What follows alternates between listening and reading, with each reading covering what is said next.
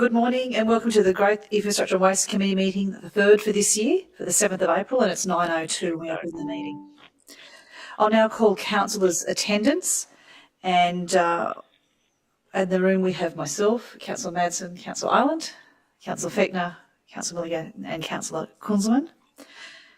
I have Councillor Paul Tully has requested the attendance of this meeting via audio link, and I think we can hear you on there now, Councillor Tully.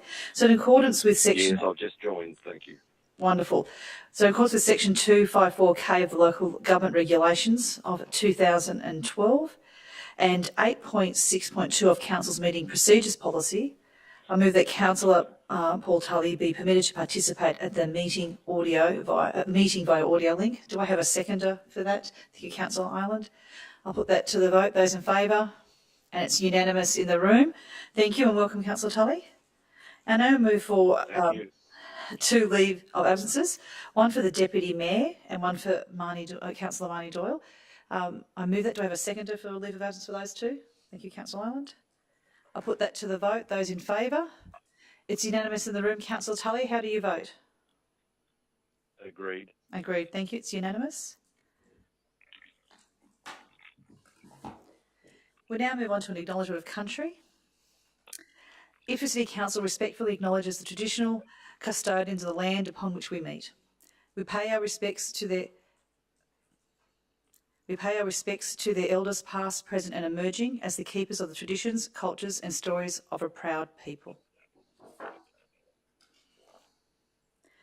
Are there any declarations of interest in the matters on the agenda? No? We have no business outstanding. So we go on to item number 1, which is the confirmation of minutes of the Growth, Infrastructure and Waste Committee of the 10th of March 2022. Are there any questions on the minutes? No, I will move those. Would anyone like to second the minutes? Thank you, Councillor Fechner. Any discussion on the minutes?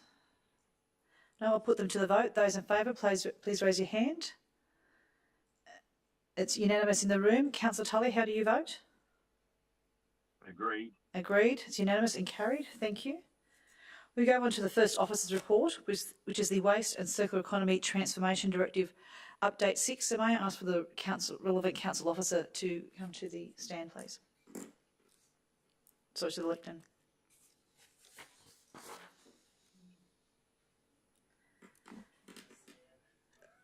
My apologies, I shouldn't say stand, it sounds like a courtroom, doesn't it?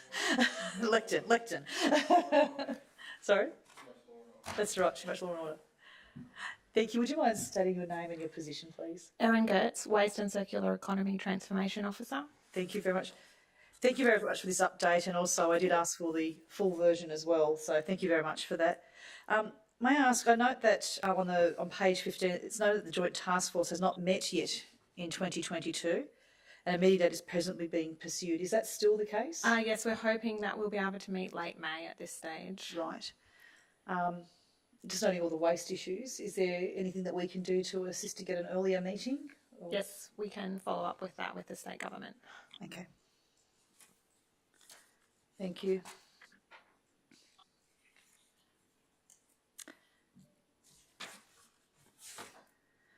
I just note here too, a community engagement plan is currently being reviewed. How is that progressing? That's sitting with the CEO at the moment, and we're waiting for some advice back. That was submitted with the Resource Recovery Manager. Okay.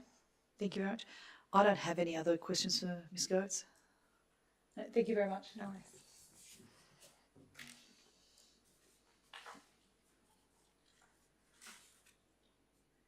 I move that the report be received and the contents noted. Do I have a seconder for that?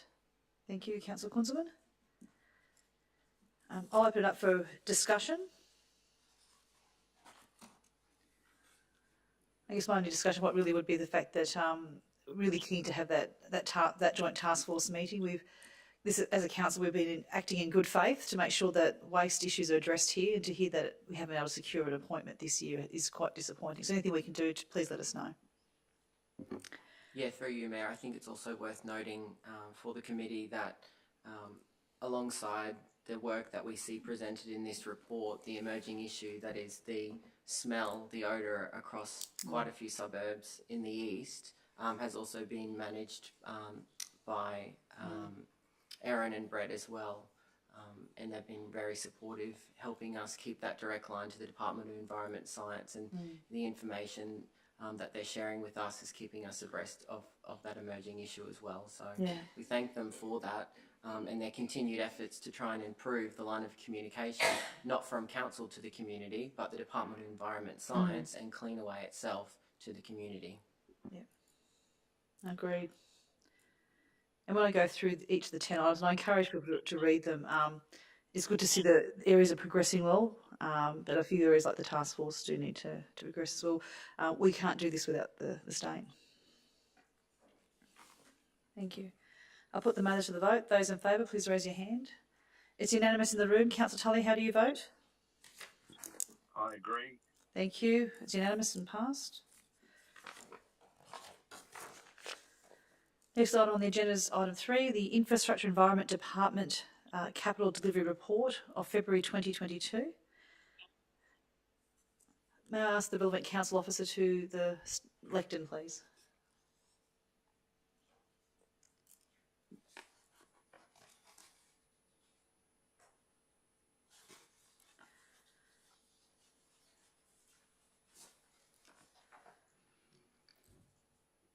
Morning, Graham Martin, Manager for Capital Delivery Program. Thank you, Mr. Martin. Thank you again for this really good report. I think nice graphs. I think always easy to see things rather than big numbers, and as well as the picturised report as well, which I think gives some residents a really good view of the work that you're doing. On page 25, under asset rehabilitation, there's some discussion about road resurfacing and just the impact of the weather. Yes. How is our road resurfacing program going? Overall, it's progressing well. The wet weather has delayed the contractors, obviously directly for the wet weather, but also their ability to get in during some of the cleanup afterwards. Our concern is that with the spray seal program is very susceptible to the cooler temperatures coming in. So our concern is, and probably we're looking to err a little bit on the side of caution, if we get past the Easter period and we have some cooler temperatures, then we may need to delay some of those resealing, the spray sealing portion of that works to the warmer months, and that's to make sure we get a good quality product on the ground. The asphalt portion of the resurfacing will continue because that's less susceptible to the cooler air temperatures, so we expect those to be fully completed before the end of financial year. Right. And if we move on to Parks, Sport and Environment, there's a discussion about the Sutton Park toilet block and the skate park facilities. When do we think that will be finished? We're looking at those to be finished, I would expect, by the end of May. They're still progressing well. Fortunately, they'd had some concrete poured just prior to the rain, so as much as they were stopped during the worst of the weather and they couldn't get immediate access, so they didn't chew up the park with their vehicles, they're back working now and had a couple of good weeks recently to continue back with that program, so we're fully confident with that one. Okay. And what about the Rosewood Amenities at the showground? How has the weather impacted that, or how's that progressing? Yeah, they were impacted as well, probably similarly that they were knocked back during the wet weather. At this stage, we are looking, to be honest, a little touch and go for it to be fully opened in time for the show itself, but we're working with the contractor now to see what we can expedite to make sure at least part of the facilities, particularly the toilet facilities, are up and running in time for the show. Yeah, I think there'll be a community expectation that will be open for the show. Absolutely, and that's what we're working with the contractor to achieve that, yes. Okay. I don't have any other questions of Mr. Martin. Does anyone else? Thank you, Councillor Kunzelman. Put your microphone. Thank you, Councillor Ireland. Could I make a comment, please? I drove through the roundabout on the corner of Robertson and South Station Road yesterday. It's a beautiful job. I'd like to thank the department and the team that worked on it. Thank you. And the residents in Nolan Street that have put up with a lot of it. Yes, they have. So, but thank you very much to the department. It's a great job. I'll pass that on. Thank you. Thank you very much, Councillor Ireland. Any other questions of Mr. Martin? No, thank you very much, Thank Mr. you. Martin.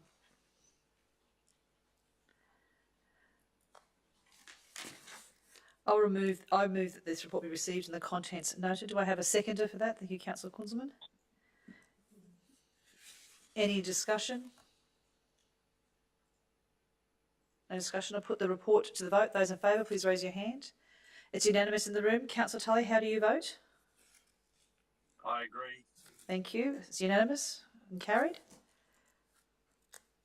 We move on to item 4, which is the court action status report.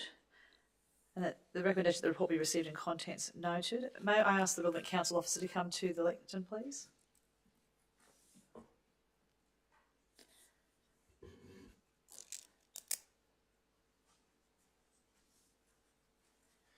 Good morning, Anthony Bowles, Acting Development Planning Manager.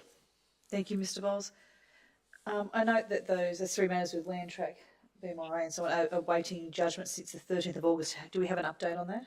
Unfortunately, no. The judge is still considering the evidence and making a determination. Right, okay. I also note some items here, a number of items with Ashworth, Veolia, a few others, the Deputy Premier, and it's in the matters listed for review on the 1st of April. Are you able to provide an update? Yes. There will be another hearing on the 3rd of May for disclosure of documents. So that'll be determining what documents either the applicants or council or the minister must disclose to hear the judicial review, and then a further review on the 13th of May. Right. So that disclosure hearing would be the most significant step before the next hearing. Right. Thank you.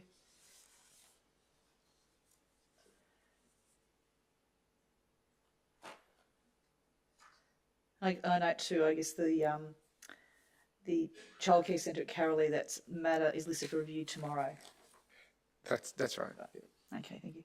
I don't have any other questions of Mr Bowles. Does anyone else? No, thank you very much, Mr Bowles. Thank you.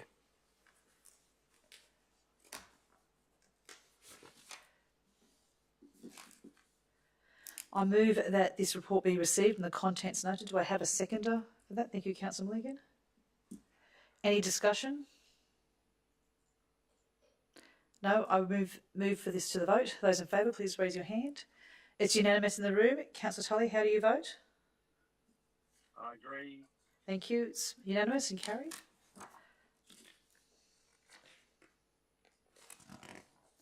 We now move on to item 5, which is the exercise of delegation report. I don't actually have any questions on this. Does anyone else have any questions for the relevant council officer? No? In that case, I move that this report be received and the contents noted. Do I have a seconder for that? Thank you, Councillor Ireland. Any discussion on this report? No, I'll put the report to the vote. Those in favour, please raise your hand. It's unanimous in the room. Councillor Tully, how do you vote? I agree. Thank you. It's unanimous and carried. Thank you. We now move on to item 6, which is a late item.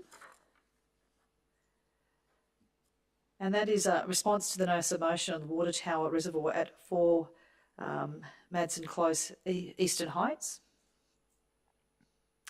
And this is a report, and I note that I think in the beginning Councillor Doyle was the mover of this notice of motion. And I note that this particular one, when she put this notice of motion, there was 4, there's A, B, C and D. This one's relating to item C on that. So this is a report concerning a response to a notice of motion regarding the Madsen Close water tower, and there are a range of options available to council in responding to this issue, including state heritage listing, amend current planning scheme, a TLPI, and request that urban utilities protect the asset. Would anyone like to speak to a relevant council officer on this matter?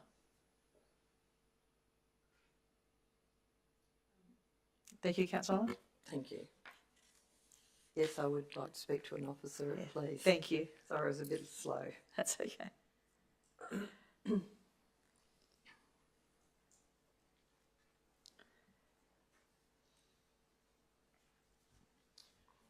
Morning, Mayor and Councillors. Brett Davey, Acting General Manager, Planning and Regulatory Services. Thank you, Councillor. Thank you, Mayor. I like all of the conclusions at the end of it, but I'm just wondering, have we done a structural check? You know, like you do housing checks and things like that. Have we done a structural check to see if we're going to be up for a lot of money with it?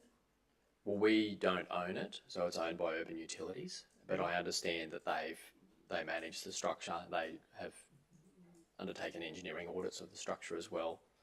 So, if we were going to take it over, though, would we be able to get that report to see? of course, and sort of taking over the structure is not on the table at the moment, I suppose. No, There's a range of other options, but we would come up with a plan if the concept was, say, an offer from Urban Utilities, theoretically, to take on the asset to protect it. We would also need to understand the implications of that decision, the cost of the community, our risks associated with that, including the structure. Okay, right, thank you. Thank you. If I could just continue on from Councillor Ireland, with the four options here, what would be the cost to council, the ratepayers, for each of the four options being offered? Yep. Cost to ratepayers would really only come in items 2 and 3 in terms of time. So to amend the current scheme would take time and some energy, and has potential for delaying the new scheme, depending on how quickly we want to get on to that. Item 3, again, it's time, officer time, potentially would affect the work on the new planning scheme. With the only time it would incur other costs if we decided to go external to assist with preparing specialist reports to support our arguments. Okay. Thank you. I'll just check in with Councillor Tully, because I know you did. I don't know if the points that you've emailed us, I don't know if we should discuss during discussion, or if you have any questions for the relevant council officer, Councillor Tully? No. No? No, I'm happy to leave it to the discussion. Okay. Yeah, thank you. Lovely. Any other questions of Mr Davey? Thank you, Mr Davey. Thank you. This report is a recommendation not to make a decision, just to that the report be received and the contents noted. We're not making a decision on those four options today. So I will move those. Do I have a seconder for those? Thank you, Councillor Fechner. I'll open up for discussion. I think, Councillor Tully, would you like to speak to it first? Yeah, I just want to clarify, you're just moving that we note those four options, is that Absolutely. Yes, correct. right? Yeah, okay. I'll just make the point that, that the most effective, but maybe the hardest to achieve, would be a TLPI, obviously. And I guess that this will come up at our next council meeting. I think all of the options are possible. They could all run concurrently. And I think we need to put our mind to that. I'll just make the other point that on that same land is a mobile phone tower, which would generate revenue back to the council should we take over that land from Urban Utilities. So the value of that mobile phone tower, the income from it, would probably cover most of the annual cost of maintaining the water tower. No, absolutely. Thank you, Councillor Tully. Any other discussion on this at this stage? No. And I know also that's just one of the four things from that original notice of motion. If there's no other discussion, I'll put the matter to the vote. Those in favour, please raise your hand. It's unanimous in the room. Councillor Tully, how do you vote? I agree. Thank you very much. That's the conclusion of the reports. There are no notices of motion. There are no matters arising. There are no procedural motions and formal matters. So we'll finish the meeting today at 9:20, and the next meeting will be at 9:30. Thank you.